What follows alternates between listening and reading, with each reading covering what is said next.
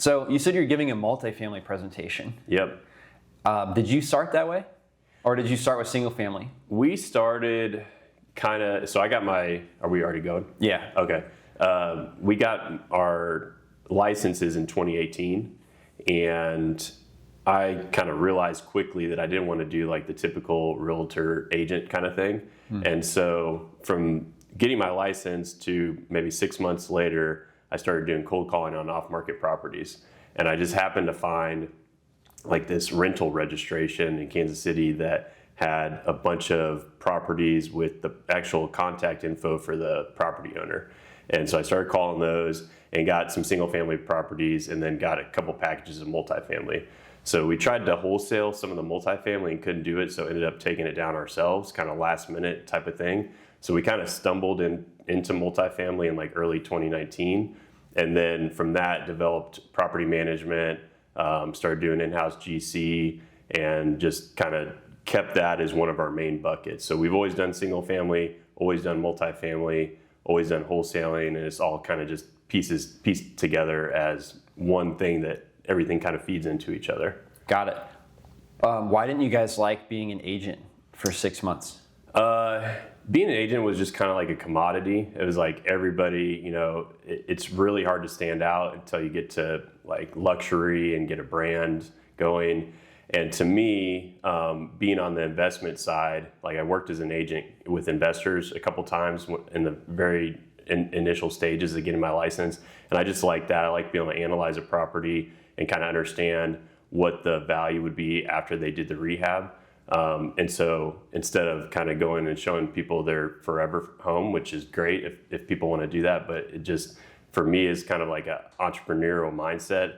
I could relate more to the investors than to the kind of the owner-occupant buyers. So just quickly transitioned out of that, I would say. What were you doing before you became an agent on the investor side? Before I became an agent, I tried to start a number of businesses. So I was kind of that kid in high school that was like always selling stuff and always trying to like start different businesses. So I started like a custom suiting company, a lawn company. I had like an online ads agency. And what I realized looking back is I didn't give any of those enough time. I would do like 2 years, maybe 3 at the most. And I would not get to the point where the business was really sustainable. Mm-hmm. And so I would jump ship, like I didn't feel like it was working for whatever reason, and I would jump ship when things got tough and then try to do a new business.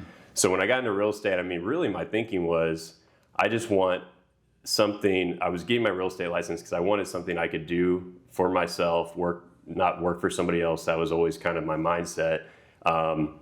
And I wasn't really thinking about investment property. I was just thinking about what can I do on my own schedule. And real estate sounded interesting. I didn't know anybody. Nobody in my family did real estate. I didn't know any investors at the time. It was just kind of lucky that I ended up getting my license. Man, there's always something that sounds more appealing, I feel like. Yeah. Grass is always greener on the other side. And, exactly. And we had a beautiful first 4 years of DealMachine, but then we definitely did have like a tough year and a half where we couldn't grow. We couldn't get any growth. Yep. But we had hired 20 extra people 1 year. So I thought that was going to help drive some growth. It really just ate up all the profits. It was really tough 2 years. Yep. But it's, and I have a strong personality for wanting to try all this new stuff. But we've been with it 8 years now. Awesome. And definitely have come out of that. So I'm really glad I didn't get distracted and try to do 3 or 4 other new businesses. Yep, for sure. So multifamily is and you started that in 2019 after you realized the agent thing wasn't for you, and you really felt like on the investor side it would be hard to make a brand as an agent because the luxury, obviously you can make a brand, you make a lot for each deal that you do, but the investor side is probably smaller deal size, right? Well, I wasn't even thinking in those terms. I was basically just like, I had been doing some realtor kind of transactions, and I was just, to me, it was a commodity. Like there were 10,000 realtors in Kansas City, and I was like, so if I need to stand out as one of those realtors, I'm going to be building a brand for a long time. and it just wasn't appealing to me to be branded as this real estate agent, kind of top agent in my market. And I think just luckily, like I had met my business partner, Alex, who's here at CG this week, and he was already kind of like getting on the bigger pockets and stuff like that. So he's like, hey, you should check out this thing called wholesaling, and it's, it's different than being an agent.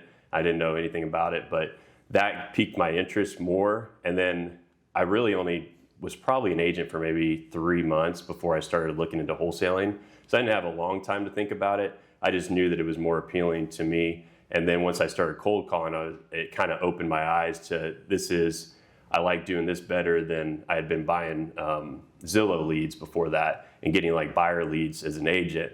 And when I started cold calling, I just thought this is a much more proactive way to get deals done. And once we did our first wholesale deal, I think in late 2018, I was just hooked to that. And I never really went back to trying to be an agent at that point. Interesting.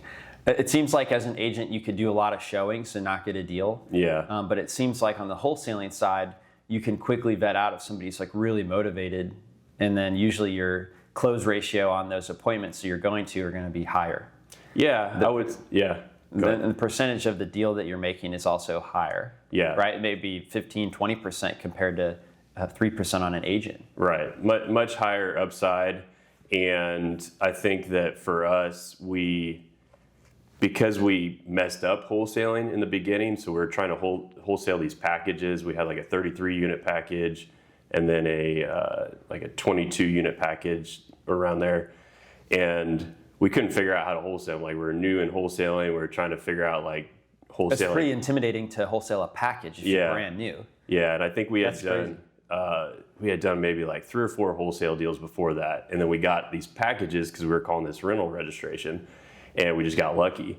And I had kind of like built the rapport with these sellers over probably 6 months. And then they finally were ready to sell at this like super deep discount. And we set up a buyer like on the first package, and he flew in from California. And it's kind of a funny story. He was actually the manager of the Black Eyed Peas. Oh, no way. Yeah, so he was flying into Kansas City to buy these like Class D apartment complexes. And he backs out at the last minute. So we ended up going to hard money lenders and closing on some of them. And then my partner ended up closing on the rest. And then that led to the next package. We had the same kind of thing happen. We had buyers that were interested. They backed out, or we couldn't really put the pieces together. So we ended up just finding these hard money lenders, and they lended us, I want to say like 99% financing at the time. Did you know anyone that knew about wholesaling? Like, I know your friend told you in 2018, but was he just kind of like listening to the Bigger Pockets Yeah, podcast? he didn't know. Yeah. So, I mean, that's quite a bit to figure out, a big chunk to chew for somebody who's never done it before. Did you have any mentors at the time? No mentors. And actually, that's why I joined CG this year, was because I didn't really have a lot of guidance, or I wasn't really watching YouTube a lot or anything like that. We were kind of just doing it as we went, which, is kind of bad. That's what it takes though, man. It's the people that want to get it perfect don't end up ever taking action. Yeah. Yeah. We were definitely not those guys.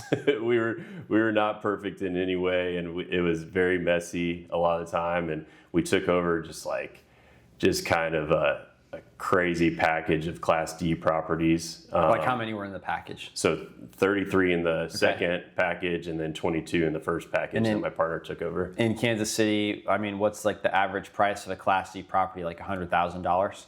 That 33 unit we bought for less than $600,000. Oh, total. Yeah. So a lot of like $40,000 houses. Got it.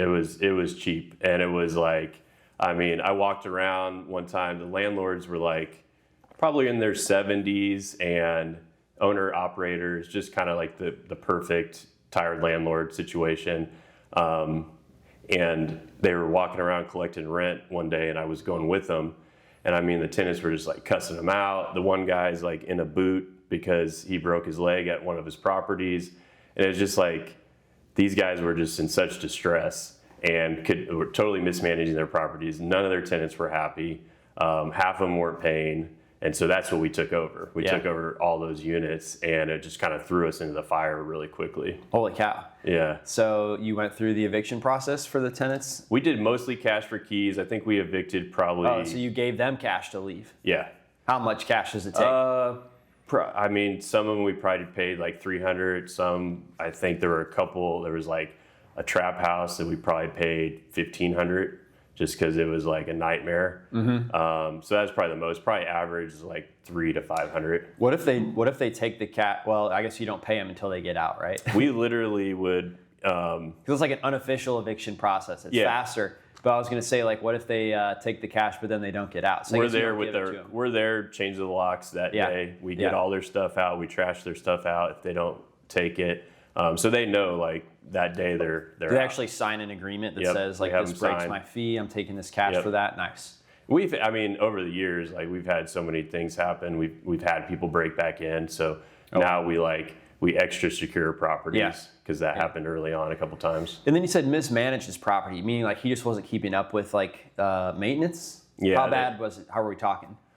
They had like a beer bong funnel kind of situation for a roof leak. So like they had basically put all these trash bags on a fourplex. Oh my gosh, it's not even like livable. Yeah, no. And so this whole ceiling was full of trash bags that would collect the water, and then it would funnel down to this beer bong that would then like funnel 15 feet over into like a plastic crate, and then the tenant would have to dump that crate like once a day.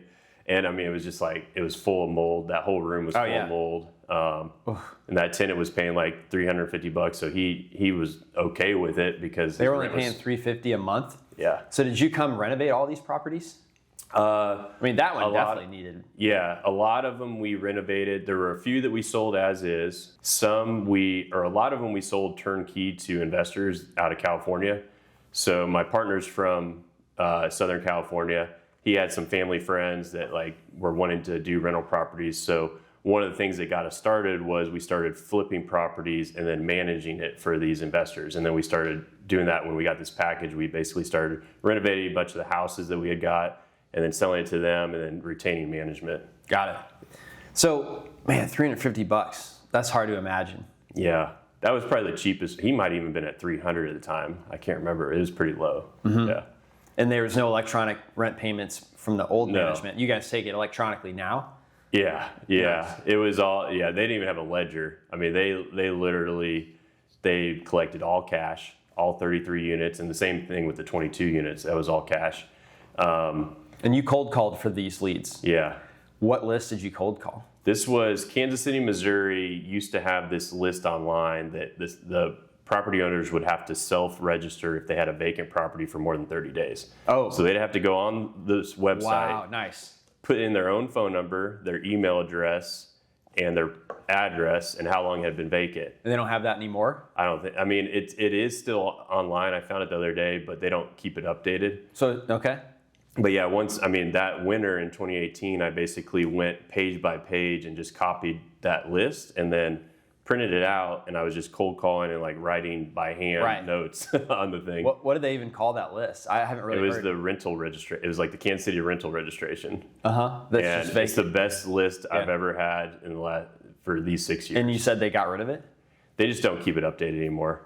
So yeah. Yeah, like how do they even enforce if you register? Oh yeah, Because we've had vacant properties all the time, and we've never. So most people probably don't, but enough did. So the post office would have a list like this, right? If it sits for 30 days, they get the mailbox full. Then But you got to skip trace it. The guy stops sending mail, and instead they hold the mail at the post office until someone calls and says, "Hey, give me all that mail." Right? The owner says, "Hey, give me all that mail."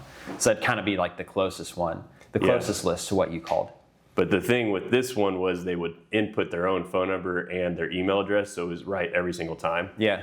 And the other good thing about this one is we used it for many years, and we still call it to this day because a lot of people are just active landlords, and they're a lot of like Class C, Class D stuff. So they're always having evictions, they're always having problems, and so we've gotten.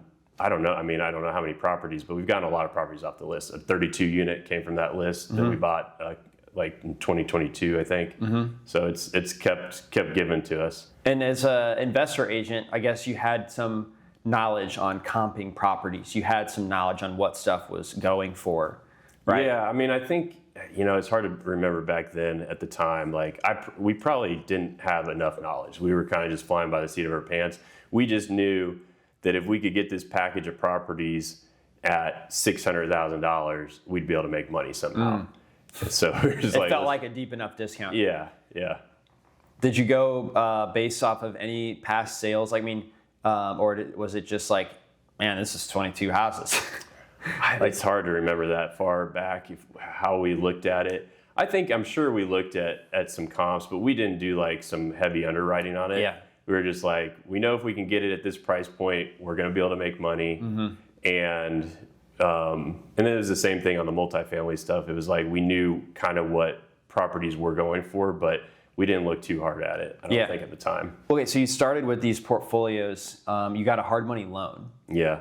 How did that work? So I didn't even know, like 2018, I didn't know what hard money was. We had wholesaled these 2 duplexes to another guy out of Texas, and we asked him, how soon can you close? And he was like, I can close 3 days or something.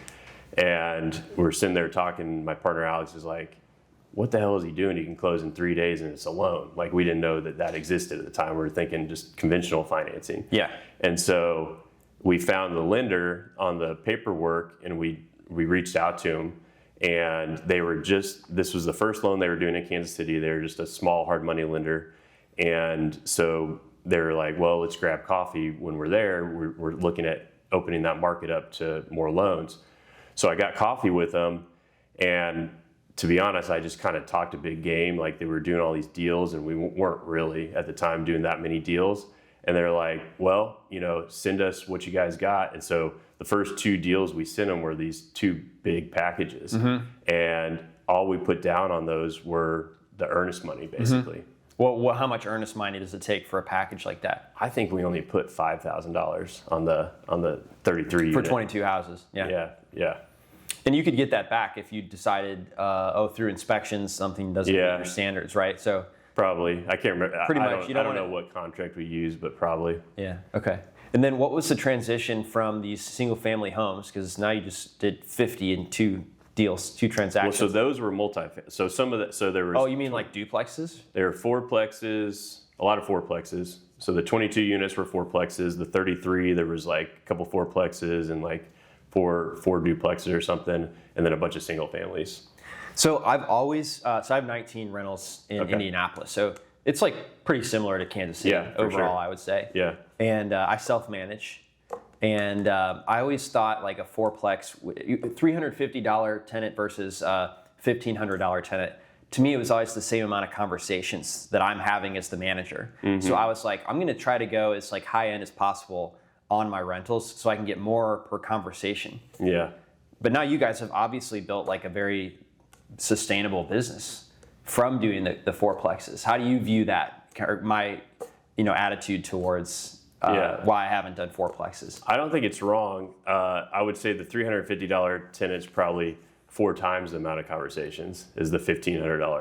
Yeah. So even more. Effort. It's way more headache.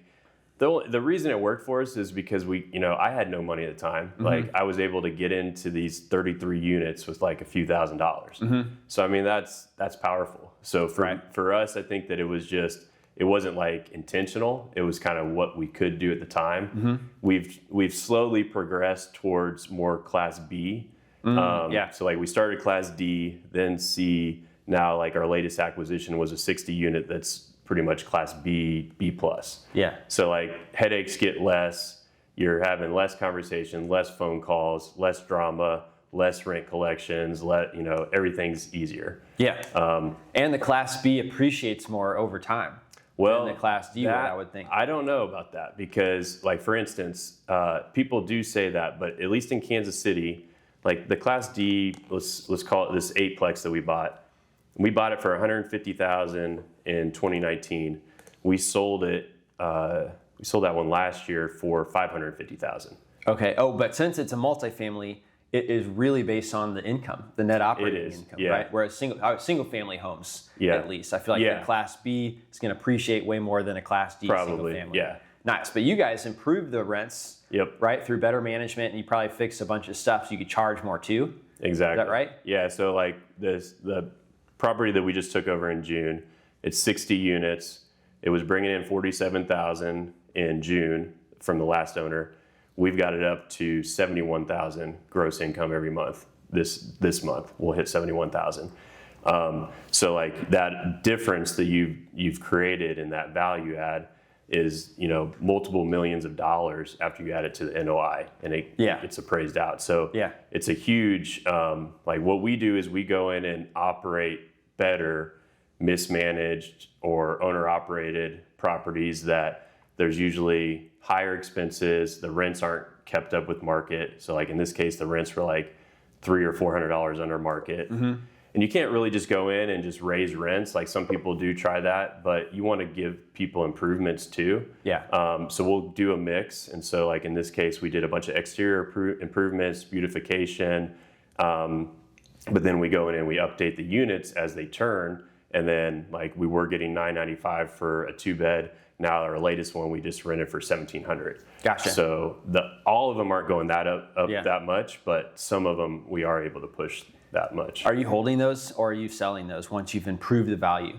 Those we typically, our model is basically go into a property, do our improvements, get the NOI up, and get the value up to a point where we can take out most of our initial capital. And so in 18 months, so we took that down in June. In December of this year, we'll go do a refinance and we'll get 100% back. We'll pay off the original bank note, get 100% of our down payment back, and then probably cash out another $1 million to $1.5 million after that. So that's usually our model now, is just to basically do a burr on it. Yeah, on a bigger scale. Yeah. I like that. So for the hard money loan, you said you got into like 22 units with just a few $1,000s. Did they cover 100% of the purchase price on that? Yeah. And then did they do also like renovations? They didn't do, so on the packages, they didn't do renovation funds for it. So those lenders will do that, but they basically just lended us on the purchase on those ones. Who did you use? This one was Van Oak Capital was the lender. They still lend in the Midwest. Nice. So on the multifamily presentation that you're going to give here at Collective Genius, what's like the big takeaway? I think the big takeaway is, as an active wholesaler or flipper, you have a ton of active income.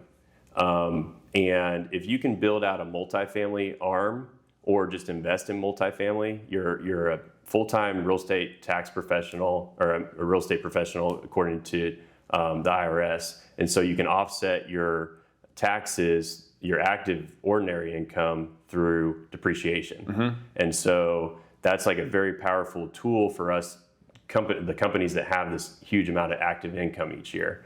And so I think that if you're already doing flipping or you're already doing wholesaling, like you're already in the business, and if you can build this out, you can have like a powerful tax strategy and be able to hold more real estate, have more scalability as you do bigger size multifamily. And then also you're already raising private capital for your projects typically. So you can take those same investors and bring them in as equity partners or private money lenders on your multifamily acquisitions. So I think it's a good piece of the puzzle to a wholesale business or a flip business. Got it. Yeah. So what's the rule again to be considered a full-time real estate professional to get those tax benefits? So 750 hours, I think, and I'm not 100% like versed on the rule. I know that we've qualified for it since 2019 with no problem, just between wholesaling, property management, flipping, and being GCs. And so I think like most of the people in something like Collective Genius could probably qualify for it just by the nature of their business. Yeah. I wonder if I would. I have 17 properties and I think if you're doing you can use 500 hours from your properties, and then if you have another 250 from like a business that's related to real estate, which is you. Right. So I think you can add that to the 500. So would it have to be 500 of my hours, or would it have to be like my employees' hours? Your hours. Oh, okay. That's my understanding. Yeah. Yeah. But I think there's also another rule, which is if you own 5% of a company that's active in real estate, then you can also be considered that. So Got it. I know for us, we just have never worried about it because that's our business has always been real estate for the last 5 years, full time, and we're licensed we have brokerages also. So if you're a broker, that's another kind of hack, I guess, is if you have a brokerage or even if you're just an agent, you can also qualify. Got it. Hey, what would you say for somebody listening that wants to get into wholesaling and they just have been listening to too many podcasts, they have not done any deals yet? What would you give for them as advice? Well, first I would say don't burn sellers, because I see a lot of new wholesalers like just kind of drop the bag, get something under contract and not perform. And that's not good for the seller. That's not good for you. That's not good for our industry. So start with that. Like, don't go into it just locking up contracts. But to get your first deal done, to me, cold calling is the way to start. Like, you can start, and a lot of people start in different ways, paid ads, PPL, but cold calling is one of those things that, like, it's kind of like trial by fire. You're going to get a bunch of no's. You're going to get cussed out a few times. You're going to have to learn the lingo, talk to sellers, be able to like empathize with people, and all that's good for your growth as a real estate investor and wholesaler. So I think starting with that, you're going to find some deals. If you cold call religiously for a couple months, you're going to find a couple deals. Yes. And then just learn how to underwrite them. And if you can't underwrite them, find somebody that can help you underwrite in your first few deals. Yeah, that would prevent you from getting a deal too high, which is then when you'd burn a seller. Yep. Yeah, and that gives everybody a bad reputation. Yeah, exactly. Cool. Well, thank you so much, man, Sure. for joining on the podcast. Absolutely. I really enjoyed it. Appreciate you having me. Yeah. Thanks for listening to the DealMachine Real Estate Investing Podcast. Please leave us a review and follow along wherever you're listening to your podcast.